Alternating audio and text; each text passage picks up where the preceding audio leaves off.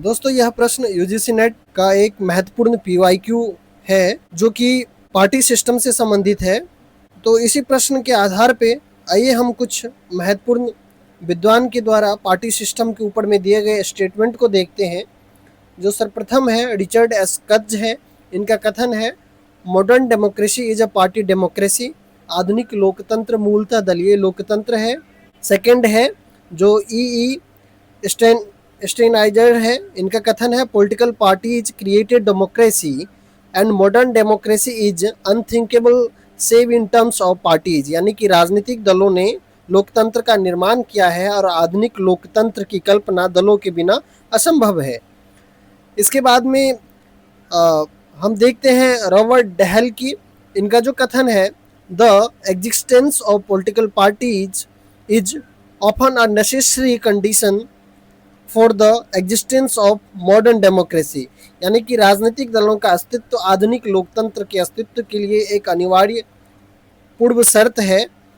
पॉलीगार्की model के तहत उन्होंने दलों को अपरिहार्य माना है। जो फोर्थ है ये एस.एम. लिप्सिट के द्वारा दिया गया स्टेटमेंट है। यह कहते हैं political parties are the core institution of democratic politics. उन्होंने अपनी पुस्तक the indispensabilities of political parties में प्रतिपादित किया कि दल सामाजिक विभाजनों को राजनीतिक अभिव्यक्ति देते हैं। इसके बाद में जो फिफ्थ है ये एडम बर्ग का स्टेटमेंट है। ये कहते हैं parties are organised body for promoting the national interest upon some particular principle. यानी कि राजनीतिक दल कुछ सिद्धांतों पर राष्ट्रीय हितों को बढ़ावा देने के लिए एक संगठित निकाय है। तो दोस्तों राजनीतिक दल के ऊपर में पार्टी सिस्टम के ऊपर में ये विभिन्न विद्वान के द्वारा दिए गए स्टेटमेंट है जो कि बहुत महत्वपूर्ण है। यहाँ से प्रश्न जरूर बनते हैं एग्जाम में। जैसे कि ऊपर भी एक महत्वपूर्ण पीवाईक्यू है, ये देखिए, जिसमें कि स्टेटमेंट दिए गए हैं और साथ में जो पॉलिटिकल साइंटिस्ट है उनका नाम दिया गया है और किन का स्टेटमेंट सही है और किन का गलत है ये चूज करने के लिए दिया गया है। तो इस प्रकार के प्रश्न जो है आगे भी बनाए जा सकते हैं। तो इसीलिए इन परिभाषाओं के इन स्टेटमेंट को आप याद रखिए पॉलिटिकल साइंटिस्ट के साथ में। अब आइए कुछ हम क्लासिफिकेशन ऑफ पार्टी सिस्टम के ऊपर में जो कुछ थ्योरीज हैं इनको भी हम देखते हैं। सबसे पहले जियोवानी सार्टोरी जी आते हैं। जियोवानी सार्टोरी इन्होंने अपनी पुस्तक पार्टीज एंड पार्टी सिस्टम 1976 में दलों की संख्या के साथ साथ उनके वैचारिक दूरी के आधार पर वर्गीकरण किया। इन्होंने पोलराइज्ड प्लुरलिज्म यानी कि ध्रुवीकृत बहुलवाद और मॉडरेट प्लुरलिज्म मध्यम बहुलवाद का सिद्धांत दिया। इसके बाद में मॉरिस दुवर्जर जी हैं। इन्होंने चुनावी प्रणालियों और दलीय प्रणालियों के बीच संबंध स्थापित किया जिसे दुवर्जर लॉ कहा जाता है।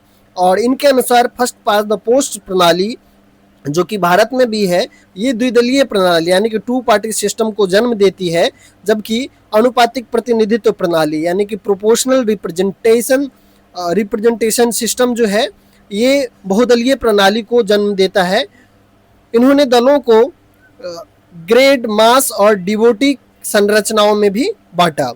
इसके बाद में जो थर्ड है लिप्सेट एंड रोकन। इन्होंने सामाजिक विभाजनों जैसे कि सोशल क्लीवेजेस जैसे केंद्र बनाम परिधि, सेंटर वर्सेस पेरिफेरी हो गया। इसके बाद में चर्च वर्सेस स्टेट हो गया और जो शहरी बनाम ग्रामीण है यानी सिटी वर्सेस विलेज और श्रमिक बनाम मालिक के आधार पर दलीय व्यवस्था के उदय का मॉडल विकसित किया जिसे कि क्लेवेज थ्योरी के नाम से जाना जाता है। तो दोस्तों जो इनके द्वारा थ्योरी दिया गया और जो पॉलिटिकल साइंटिस्ट है इनका नाम आप जरूर याद रखेंगे। जैसे कि सार्टोरी का जो मॉडरेट प्लुरलिज्म और पोलराइज्ड प्लुरलिज्म की जो थ्योरी है ये बहुत ही महत्वपूर्ण है, जो कि इन्होंने आइडियोलॉजिकल डिस्टेंस फ्रेगमेंटेशन के आधार पर जो है वर्गीकृत किया था पार्टी सिस्टम को।